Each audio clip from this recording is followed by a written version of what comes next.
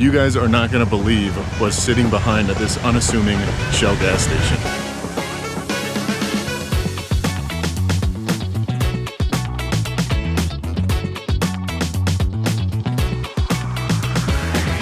We did, unfortunately, have someone try to break in the van last night.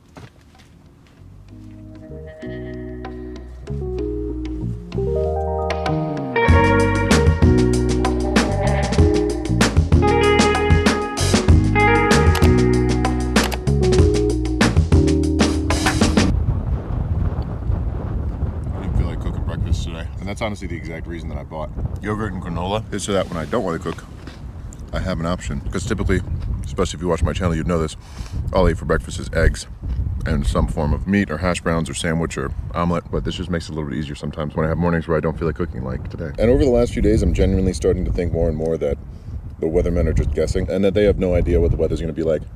Because I swear, for the last 3 days, it said perfectly sunny weather, and then out of nowhere, it starts hailing, or the rain is just on and off. Raining, not raining, raining, not raining, raining, not raining, sunny, raining. I guess it is a little bit difficult out here when you got storms that are super small, just passing over super small areas.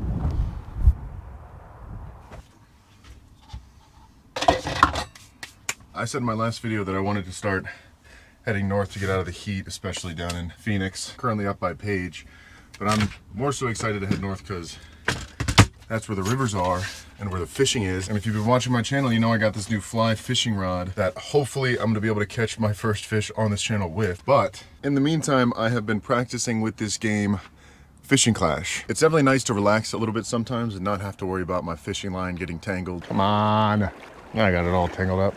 Oh, great. Or not catching a single fish after 8 hours sitting on the water. Got one. Got a rock. And the cool thing about this game is that you can fish real world locations from Alaska to the Amazon. And there are hundreds of species you can catch and 50 different unique hatcheries. And over time, you can level up your gear, compete in events, and even battle your friends and join clans. Me personally, I kind of use it for getting to know fish species and where they're located so that when I get up to certain spots, maybe I'll have a little bit more insight to what fish are there. But primarily I use it to just kick back, relax, and just kind of immerse myself in the game, catch some fish. Nice. I just caught a lane snapper. So, whether you're into fishing, gaming, or you just need something relaxing to do while your coffee brews or you're on your lunch break for work, it kind of hits all the right notes.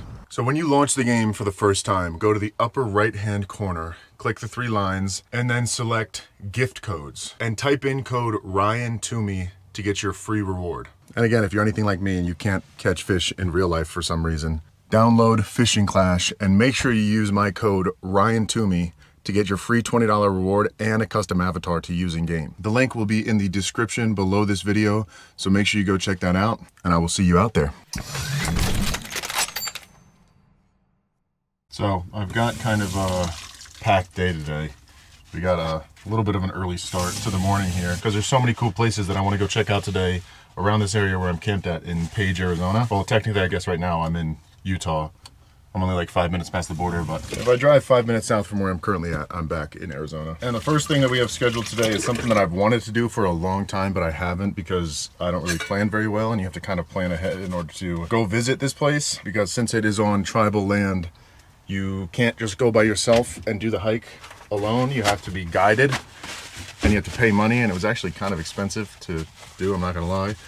But we are going to check out Antelope Canyon. And if you've never heard of Antelope Canyon, I think it's one of the, if not the most famous slot canyons in America. And I've driven through this town so many times and just never taken the time out of my day to schedule a tour and go see it. And I figured I want to get back into doing that kind of stuff and exploring more like I used to when I first moved into the van, and just kind of get myself back into the swing of that kind of stuff. We got about 20 minutes before we gotta leave to head over to the location where you get picked up and taken down in the canyon. So before we leave, make myself some coffee. And this is a mug that my mom got me for Christmas. It says, "Home is where you park it," with a little van on there. And then my coffee maker, which is this little Stanley pour over, is something my girlfriend got me for Christmas. So I'm just using all my Christmas gifts this morning. Also, I do want you guys to know that I do see your comments asking questions about my girlfriend and the story behind it and all the details. And if I'm gonna be quite honest, I live a pretty public life. I tell you guys a lot of things. Sorry about that. Honestly, there are just some things that I personally like to keep private and just for me, and to kind of keep it fair for everyone involved. I just like to keep kind of that stuff for myself. So it's not because I'm hiding anything or anything bad. There are some things that I like to keep just for myself. Also, my buddies that are back home have been playing a lot of Warzone. For anyone that plays Xbox that watches my channel, since it's had kind of a resurgence in Vend or whatever is back, the old map is back.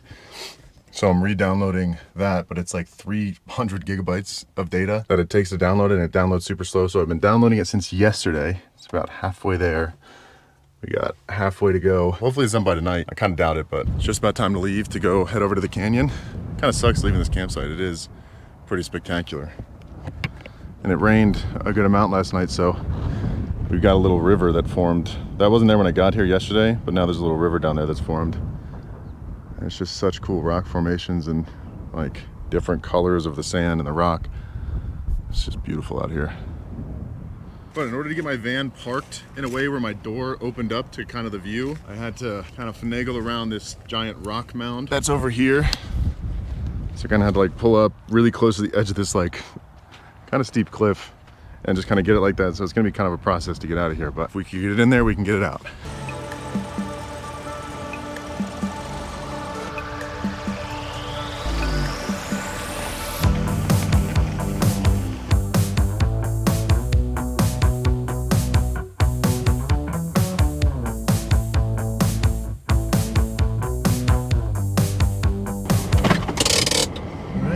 We're here.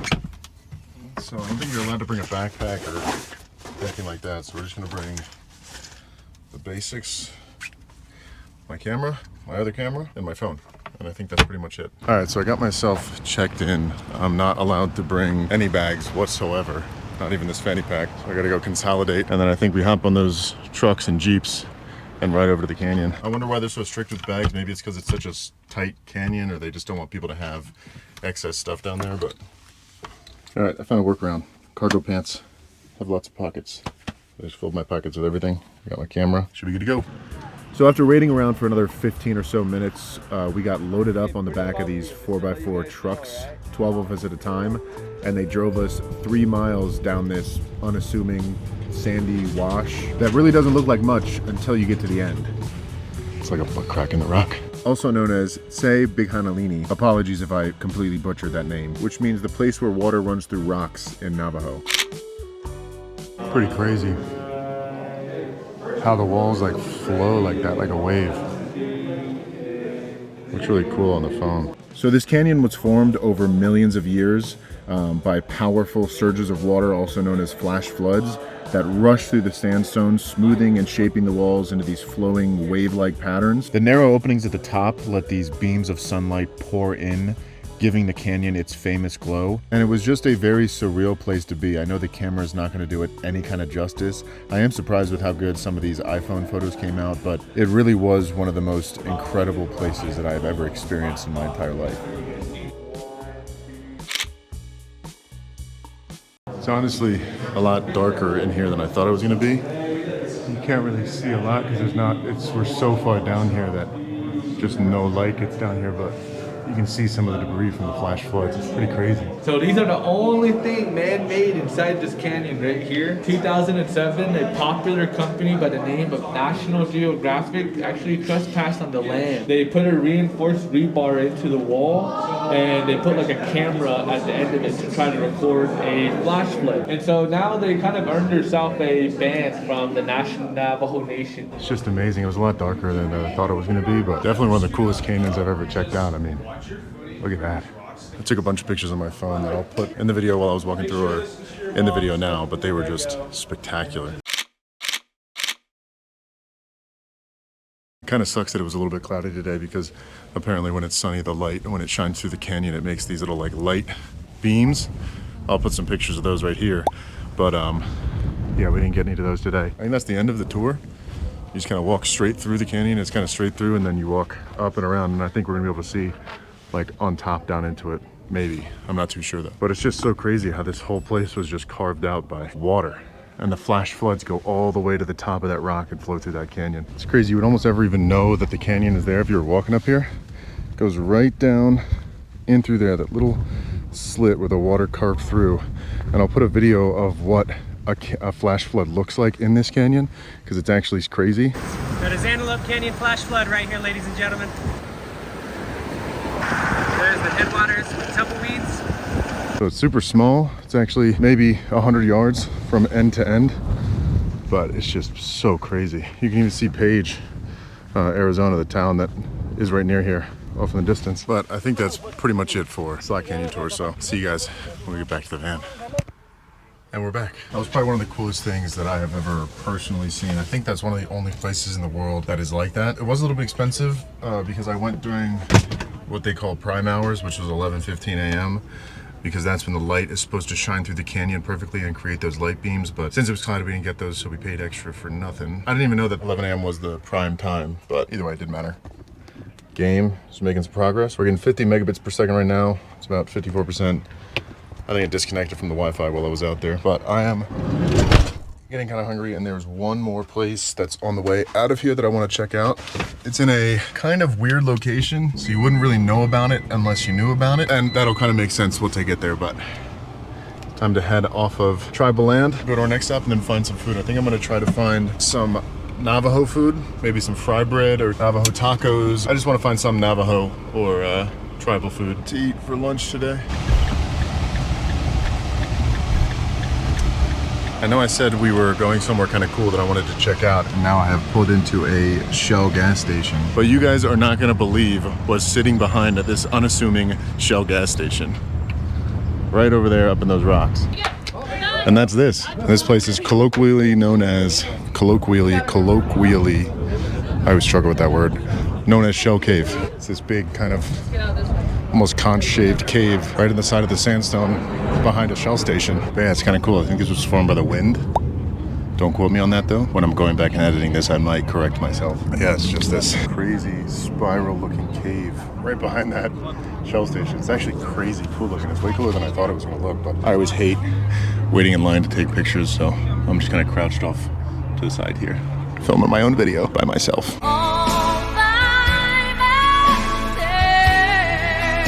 Yeah, when I got here, there was like wind blowing and it was making a tornado around the people that were standing up there. It was pretty cool. But anyways, I'm starving. So let's get out of here.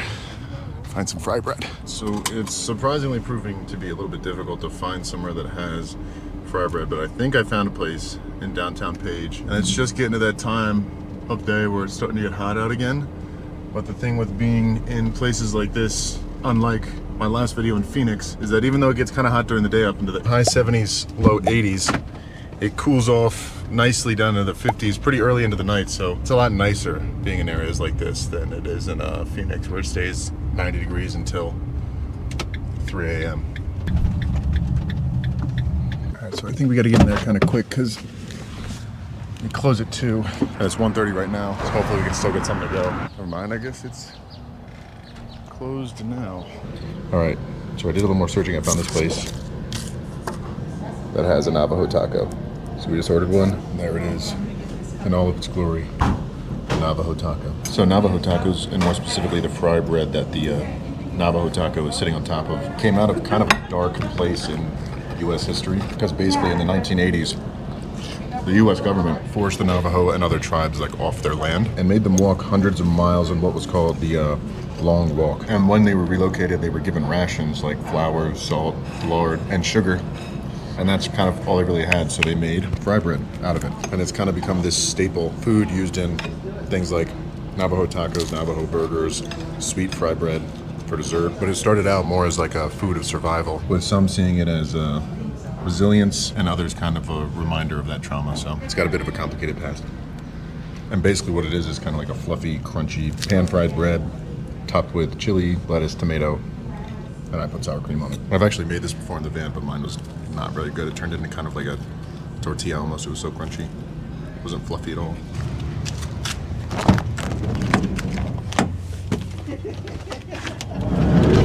All right, we've got one more stop. We're going to find somewhere to call home for the night. But I got nothing for dinner, so I gotta stop by the grocery store, which actually I don't know if there's one here. There might be one right here. But I don't know what I want to do for dinner. I just know that I need something. So we're gonna stop at the store and get some groceries. While I was in there, I did look up a spot to camp tonight. That's about an hour away in what is Cottonwood Canyon.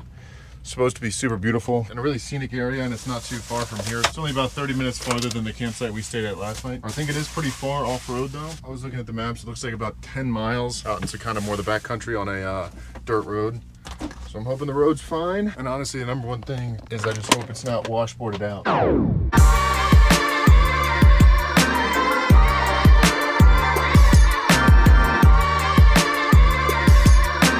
All right, so the spot that I was driving to was actually 13 miles further down this road that I'm currently on right now. But I just saw this spot on the way there. And I don't know if you could beat this view, if I'm gonna be honest. So I think we're gonna take this absolutely spectacular spot right here.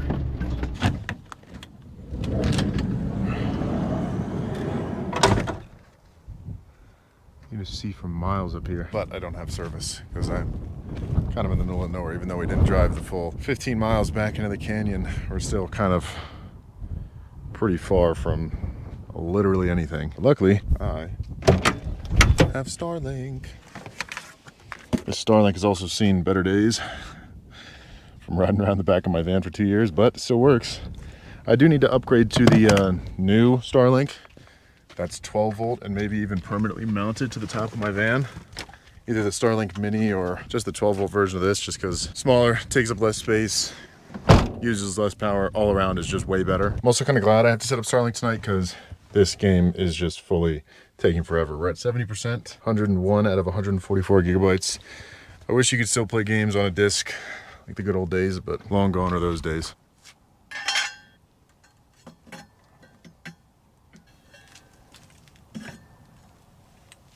And normally I would put it on top of the van, but I just don't feel like it. And there we go. This is why I love Starlink. We've got 124 megabits per second. Now this download is going to finish in 56 minutes, so I might be able to play tonight, which would be nice. But by far the fastest internet speeds, unless you're like connected and right next to a 5G tower, is going to be Starlink. You really can't beat it until someone else comes out with something similar or something along those lines. But I got the doors open, nice cross breeze coming through the van. So I might just lay down for like 20 minutes doom scrolling TikTok. I'll see you guys in about half an hour. Well, I ran out of data on my Starlink plan. I'm updating that game, so I had to upgrade my Starlink subscription level. Yeah, laid down for a little bit longer than 20 minutes. It was more like an hour. Tonight is hopefully going to be the first night without rain and or hail. And I'm hoping it clears up because I feel like the stars are going to be pretty spectacular here because we're so far from everything else. Anyways, it's getting about that time of night. I'm getting hungry. So let's make dinner. First step, cook the chicken. I guess you could really use any type of ground meat you want. You could use beef, you could use turkey. I don't think anyone would tell you you're wrong if you prefer beef over chicken. Well, we'll get a little sesame oil down in the pan. Let that get nice and hot. And while we wait, just do a little bit of prep we have to. Peel this ginger. And then we can rub this down. I think that's what this is for. This little tool that has just the like stuff on it. You just rub it on there and it'll like grind it down into like a little paste that you can use. So that's what I'm gonna do.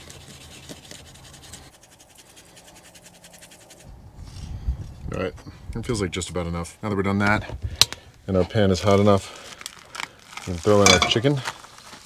I guess it wasn't hot enough yet, but close enough. Let that start to get nice and brown down. It's getting a little windy up. It's kind of blowing my flame. Close this door a little bit. All right, we'll let that get nice and brown down. And while we wait for that, I'm chopping shallot.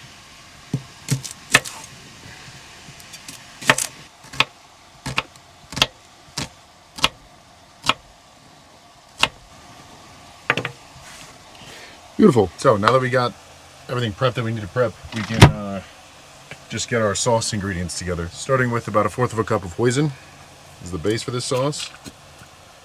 Some vinegar, about 1 tablespoon. Some sesame oil, just a little bit of that. The ginger we minced up. Get that all in there. Make sure not to miss any. And then we can throw half of our shallot in with the sauce. And the rest I'm just going to throw in with the chicken. Because why not? And you're supposed to technically add soy sauce to this sauce as well, but I don't have any. I thought I did. It's not that big of a deal. I mean, just add a little bit of saltiness to it, but that's our sauce. And now, all we gotta do is wait for this chicken to get nice and cooked up, and that is pretty much it. Also, I did forget one thing we have to add to the sauce. That is minced garlic. Also, just remember there's one other thing I forgot to add. Some water chestnuts. I'm gonna be quite honest, I don't know what a water chestnut is. They have kind of like a potato consistency, I guess, but I'm not really sure what they come from. But I'm just gonna kind of roughly break apart a few of these and throw them in there. And there we go. That is pretty much it. It is simple as that. So I'm gonna drain it, get a little bit of that excess stuff that's in there out, and we can add our sauce. Ooh, baby, that looks good. I also think I know what it was in my fridge that made me think I had soy sauce. It was Worcestershire sauce. Worcestershire sauce. I thought that was soy sauce, but it's not. Unfortunate.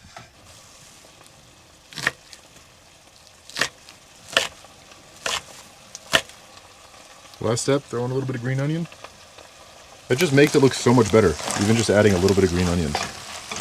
Like, it makes it look more professional or more well-rounded of a dish. That's it. Turn the heat off. Just like that, we're eating. Also, if I'm gonna be honest, I don't remember the last time on this channel that I finished a meal this early before sunset. These are our meat vessels. I'm gonna sit here, pick off some lettuce from our living butter lettuce, and pretty much make as many of these as I want until I'm full. This might honestly be one of my favorite just meals to make because it's so good. It's got good macros. It's good for you. There's not really much that goes into it. It takes like 20 minutes total to make. Could be really cheap too, depending on the meat you buy. And just so much flavor, but clouds are starting to clear up too. Dinner with a view doesn't get much better.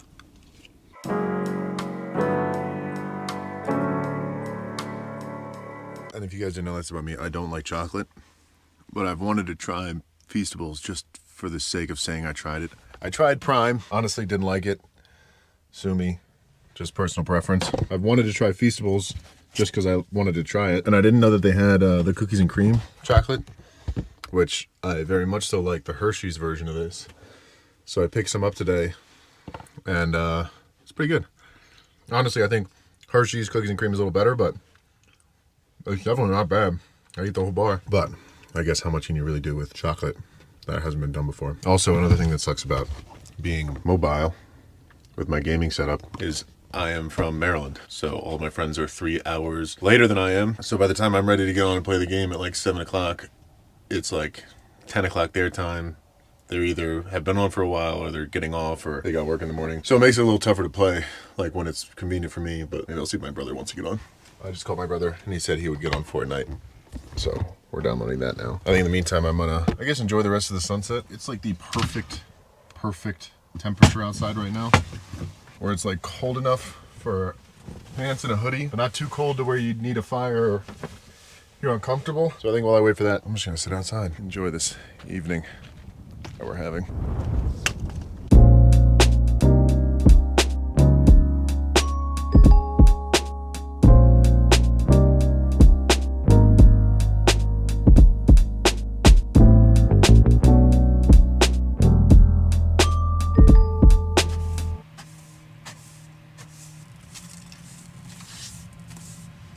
You ever seen anyone sweep a floor with a dustpan brush? Didn't think so. We got perfect weather this morning. It is sunny out, not too hot. Finally no rain or clouds, but I tracked so much dirt in here yesterday. I hate the feeling of it on my feet. And I used to have a full-size broom, but it just took up too much space. I even had the collapsible one, and this is just more than enough. It takes me like 20 seconds to sweep the whole floor with that brush. We did, unfortunately, have someone try to break in the van last night. Actually, successfully break into the van with a couple of his friends. But I ended up capturing the burger, and now he's locked in a box covered in oil. And there he is, right there. Hey, little guy. He's just all oiled up because I caught him on one of those sticky traps. I set these out all over the van last night. I would turn around in the middle of the night because I'd hear something behind me, and he'd be climbing up the little mesh net that I have hooked up back here. He'd be all the way at the top just looking down at me, and then he would jump onto the bed and crawl over me and jump on the counter, get into my sink, eat my food, and then run back, and he'd run right next to my head back in this little hole right there. So I stayed up pretty much all night. I got a horrible night's sleep because of this guy. But he eventually got stuck on the trap because there was a moth that landed on the trap, and he went to go eat the moth. I didn't know they ate moths. Kept him on the trap all night because I didn't feel like dealing with it at 4 a.m. Went back to sleep, and then I woke up, and I remember from last time when I caught a little mouse, because this is like the third or fourth one that I've ever caught in my van, is if you coat the sticky trap in oil, it like frees them from it. And I always feel bad when I catch them on the sticky traps. I gotta get different traps. Those are just what I had. But if you pour oil all over them, it frees them from the trap, and then you can let them go in the morning. And I gave him a little piece of granola, so he's had his breakfast. I put a little paper towel in there to help him dry off. But he's up and moving, so he's happy. Enough, at least. And don't worry, yes, I did poke a hole in the top of this container so he can breathe. But before we set him free this morning, I wanna make sure he's fed, give him some water. I'm sure he's thirsty after sitting in there all night. I just hope he doesn't try to escape when I put this in there. Don't do it, buddy.